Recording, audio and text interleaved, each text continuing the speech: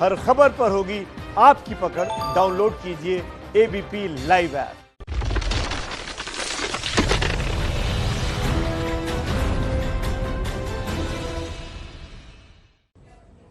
नमस्कार, देश सेवा करने वाला पहला टीवी न्यूज शो मातृभूमि लेकर हाजिर हूं मैं शोभना यादव।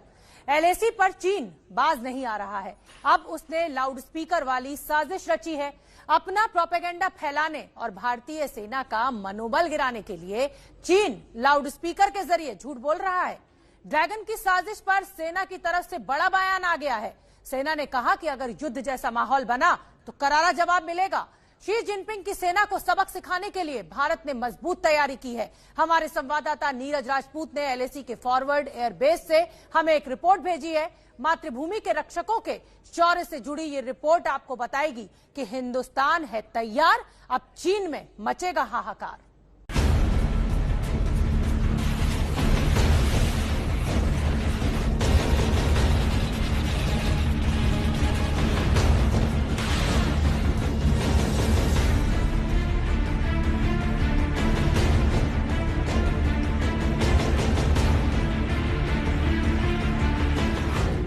ड्रैगन की साजिश, भारत का शौर्य।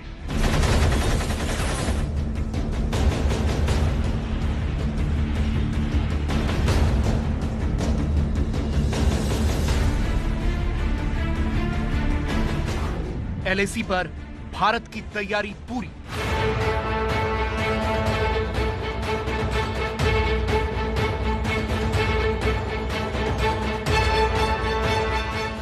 लद्दाख में चीन की सीमा पर 4 महीने से तनाव है और आशंका है कि सर्दियों में भी चीन शायद ही पीछे हटे। इसलिए भारत पूरी तरह से मुस्तैद है।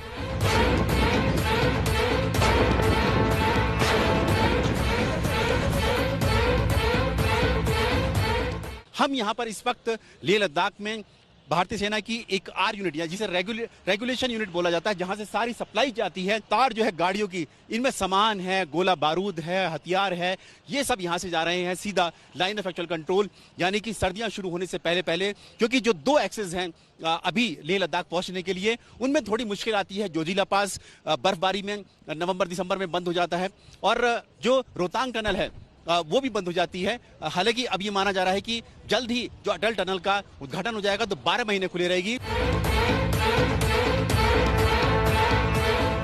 रसद से लेकर हथियार तक फ्रंटलाइन पोस्ट पर भेजे जा रहे हैं। भारत के सबसे बड़े ट्रांसपोर्ट एयरक्राफ्ट ग्लोब मास्टर के जरिए सैनिक भी फॉरवर्ड पोस्ट पर पहुंच रहे हैं, जहां से उन्हें एलएसी पर भेजा जा रहा है। जो C-17 ग्लोब मास्टर है फॉरवर्ड एयरबेस पे पहुंच चुका है और ये देखिए कितने सैनिक इसमें आए हैं। ये सभी सैनिक जो है वहां जाने के लिए हैं, फॉरवर्ड बेस पर जाने के लिए, फॉरवर्ड लोकेशन पर जाने के लिए। और देखिए कितनी बड़ी तादाद में जो सैनिक हैं वो यहाँ पहुंच चुके हैं और ये लगातार इस तरह का जो सिलसिला है यहाँ पर फॉरवर्ड एयरबेस पर लगातार है। अभी हमने देखा C-17 ग्लोब मास्टर से उतर रहे हैं। IL-76 जो एयरक्राफ्ट है, वो भी ट्रांसपोर्ट एयरक्राफ्ट है, उससे भी लगातार जो सैनिक हैं वो यहाँ पर पहुंच रहे हैं। ये तैयारी चीन के प्रोपेगेंडा की पोल खोलती है। चीन लगातार झूठ फैलाता है कि भारतीय सैनिकों को अच्छा खाना नहीं मिलता, लेकिन सच आप अपनी नजरों से देखिए।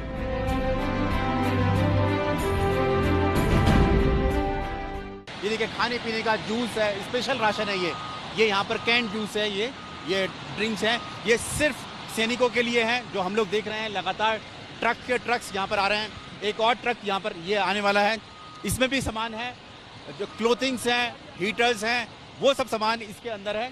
और यहाँ से देखेंगे इन सभी एयरक्राफ्ट जितने भी लाइन से लगे हुए हैं, जितने सैनिक आ रहे हैं, सैनिक जा रहे हैं यहाँ से, इसमें भी स्पेशल राशन है। और जो लगातार चीन की तरफ से प्रोपेगेंडा किया जा रहा था कि भारतीय सैनिकों को खाना अच्छा नहीं मिलता है, किस तरह से सर्दी के मौसम में वो अपना तैनात रहेंगे, ये सिर्फ दिखाने के लिए है। और एबीपी न्यूज़ इसीलिए खास तौर से यहाँ फॉरवर्ड एयरबेस पर पहुंचा है और आगे भी फॉरवर्ड बेस पर भी जाएंगे और दिखाएंगे कि किस तरह से हमारे सैनिक जो हैं वो तैनात रहते हैं और किस तरह से पूरा देश उनके पीछे खड़ा हुआ है। न केवल पीछे खड़ा हुआ है, उनकी हर जरूरतों को पूरा भी किया जा रहा है। भारत की यह मुस्तैदी ड्रैगन की तैयारी को देखते हुए है।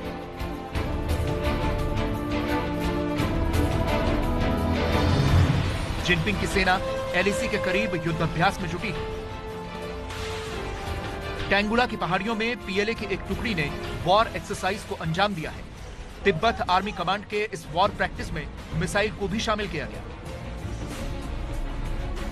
चीन एक और जंग की तैयारी में जुटा है तो दूसरी तरफ गीदड़ भभकी के जरिए मानसिक दबाव बनाना चाहता है। चीन के सरकारी अखबार ग्लोबल टाइम्स ने लिखा है, भारत ने एलएसी पार करके चीन को उकसा दिया है। अगर भारतीय सैनिक वापस नहीं लौटते हैं तो पीएलए के पास एक्शन लेने के अलावा कोई विकल्प नहीं होगा। ऐसे में हालात फिर 1962 जैसे होंगे। चीन की यह बौखलाहट रक्षा मंत्री राजनाथ सिंह के संसद दिए संदेश के बाद दिखी है।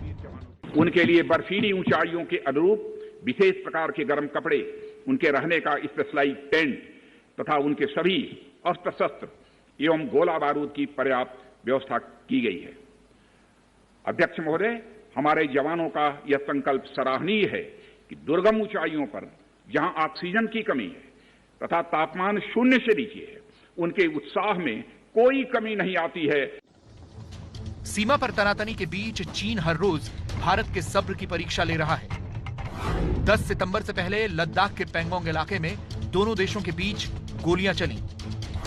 हालात कितने संगीन हैं, इसका अंदाजा इस बात से लगाइए कि 100 से 200 राउंड तक फायरिंग हुई।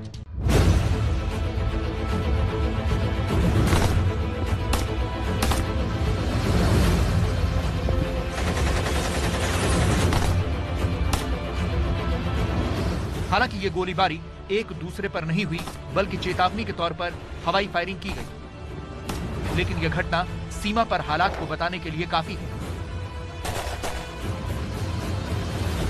जिनपिंग का यह दोहरा रवैया तब दिखा जब वो 10 सितंबर को भारत से तनाव कम करने के लिए बातचीत की पहल कर रहे थे। स्थिति बिल्कुल गंभीर है। हिंदुस्तान की और चाइना की सेना बिल्कुल आईबॉल टू आईबॉल कांटेक्ट में है, हथियारों से लैस है। भारी सोफिस्टिकेटेड वेपनरी जो है आगे फॉरवर्ड बेसिंग हो चुकी है उसकी, और सेना बिल्कुल तैयारी हालत में है। पॉलिटिकल लीडरशिप ने भी सेना को टैक्टिकल और स्ट्रेटेजिक लेवल पर जो कार्रवाई करनी हो उसकी खुली छूट दे रखी है। तो ये सब चीज़ें देखते हुए ये कहना बिल्कुल गलत नहीं होगा कि सिचुएशन बहुत टेंस है, सिचुएशन बहुत नाजुक है और ये किसी भी दिशा की ओर मुड़ सकती है।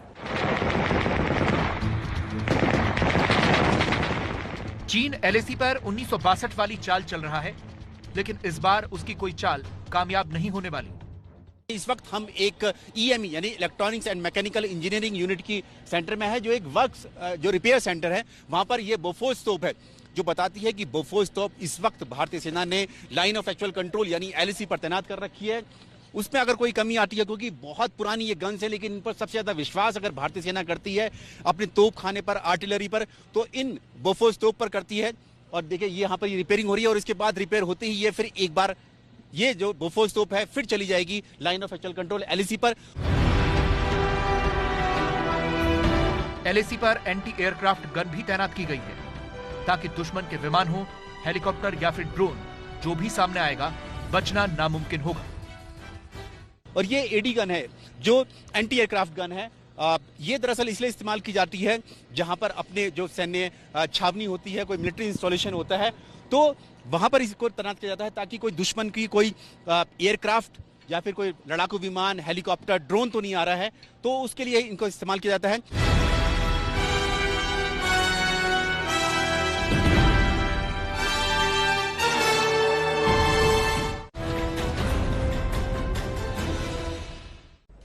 चीन की चाल को समझने वाले रक्षा विशेषज्ञ भी इस बात की आशंका जता रहे हैं कि अक्टूबर-नवंबर में शी जिनपिंग कोई बड़ी गुस्ताखी कर सकते हैं। जी हां, लेकिन इस बार चीन को मौसम वाला दांव उल्टा पड़ने वाला है। सर्दी में कैसे ड्रैगन की गर्मी उतारने की तैयारी है, हमारी ये रिपोर्ट देखिए।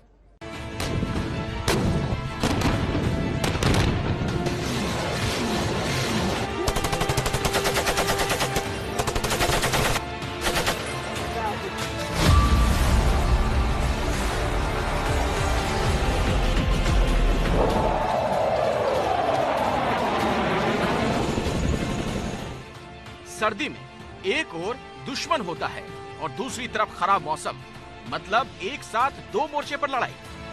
और भारत ने इस डबल अटैक से निपटने के लिए पूरी तैयारी की है।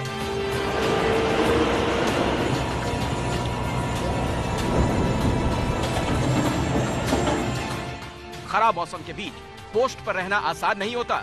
जवान किसी भी चुनौती का मुकाबला कर सकें, इसके लिए खास तरह की ड्रेस, जैकेट, जूते का इंतजाम किया गया है।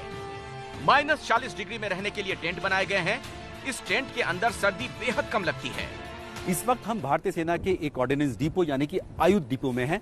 यहीं से सारा जितना भी जो सामान है सैनिकों के लिए जो line of actual control LAC पर तैनात रहते हैं, उनका चाहे स्पेशल इक्विपमेंट हो, टेंट्स हो, आर्टिक टेंट्स हो, टेंट्स कितने तरीके होते हैं, ये हम आज आपको बताने जा रहे हैं ABP न्यूज पर।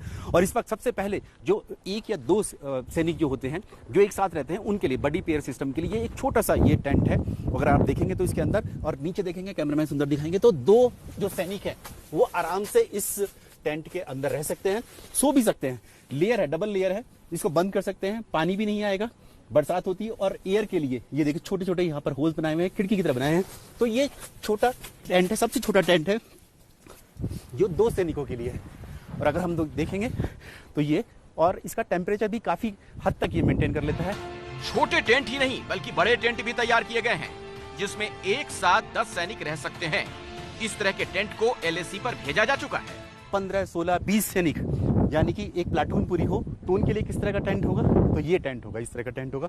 और इस टेंट में खास तौर से जो हीटिंग इक्विपमेंट्स हैं, यानी कि अंगीठी है या स्टोव है, वो सब इसके अंदर रहता है। सोलर लाइट से भी चलते हैं। हम लोग कोशिश करते हैं, देखते हैं इसके अंदर चल के। तो ये लेयर्स है, डबल लेयर है, हवा भी आती रहेगी पूरा इस टेंट में, और आप 15-20 सैनिक आराम से इसमें रह सकते हैं। चाइना पिछले 58 साल की मेमोरी को लेकर बैठा हुआ है। उसको लगता है कि हिंदुस्तान की सेना सर्दी में लड़ाई नहीं लड़ पाएगी, लेकिन बहुत पानी जो है पुल के नीचे से निकल चुका है इतने सालों में, और अब हिंदुस्तान की सेना बिल्कुल दूसरे किस्म से है। पूरी दुनिया के अंदर मानी हुई सेना है, बड़ी मॉडर्न सेना है, बहुत ज़बरदस्त इंफ्रास्ट्रक्चर और लॉजिस्टिक बैकअप के साथ ये सेना आज चाइना के सामने खड़ी हुई है। सफेद बर्फ में जवान दुश्मन की नजर में आने से बच सकें, इसके लिए एक खास तरह के ड्रेस को तैयार किया गया है, जो बर्फीली तूफानों से भी बचाता है। ये जो यूनिफॉर्म है वो इसलिए है कि जब बर्फबारी होती है, जब स्नो में अगर सैनिक हमारे तैनात रहते हैं, तो वो क्योंकि कैमोफ्लेज भी होता है, कैमोफ्लेज यानी कि आप जो है दुश्मन को चकमा देते हैं कि आपने इस तरह की यूनिफॉर्म पहन रखी है कि वो दुश्मन को पता ही नहीं चलेगा कि वो किस तरह की है। इस ठंड में जो जैसे कि हमें बताया गया है कि -30 से -40 डिग्री टेम्परेचर तक जो हमारे सैनिक हैं वो इस टेम्परेचर में रह सकते हैं। चीन के खिलाफ ये तैयारी कितनी जरूरी है, इसे चीन के सरकारी अखबार ग्लोबल टाइम्स के एक ट्वीट से समझिए। ग्लोबल टाइम्स ने लिखा, सर्दी के मौसम के करीब आते ही भारतीय सेना दबाव में है, क्योंकि खराब मौसम में रसद पहुंचाने का खर्च बढ़ जाएगा। भारत की अर्थव्यवस्था अभी कमजोर हालत में है, इसीलिए भारत जवाब देने की हालत में नहीं होगा। सर्दी में चीन की चाल पर हिंद की सेना भारी पड़ सके, इसके लिए स्पेशल बूट और गॉगल्स दिए गए हैं, ताकि कई फीट जमे बर्फ में चलने में परेशानी न हो। और ये स्नो बूट्स इसलिए क्योंकि बर्फ में जो सैनिक है फिसलते नहीं है, स्केट नहीं करते हैं। और इसके अंदर क्योंकि बर्फ में, ठंड में जो फ्रॉस्ट बाइट होने का, यानी कि जो पैर जो है गलने लगते हैं सैनिकों के, उससे ये बचाता है। और ये देखिए, ये गॉगल्स हैं, ये क्योंकि चारों तरफ बर्फ ही बर्फ होती है, सफेद होती है, तो इस तरह के गॉगल्स, ये अल्ट्रा वायलेट प्रोटेक्टेड जो गॉगल्स हैं, ये सैनिकों को दिए जाते हैं। जो हमें जानकारी मिली है, ग्लव्स हैं, कुल मिलाकर 21 तरह के ये क्लोथिंग्स इक्विपमेंट्स उनको दिए जाते हैं, जिसमें उनके स्केटिंग करने का के लिए भी जो इक्विपमेंट्स होते हैं वो भी दिए जाते हैं। ये सब पूरा इक्विपमेंट है जो भारतीय सेना को दिया गया है, और यही विंटर्स के लिए यानी कि सर्दी के मौसम में LAC पर तैनात रहने वाले सैनिकों के लिए। कैमरामैन सुंदर सिंह के साथ नीरज राजपूत, ABP न्यूज, लेह लद्दाख।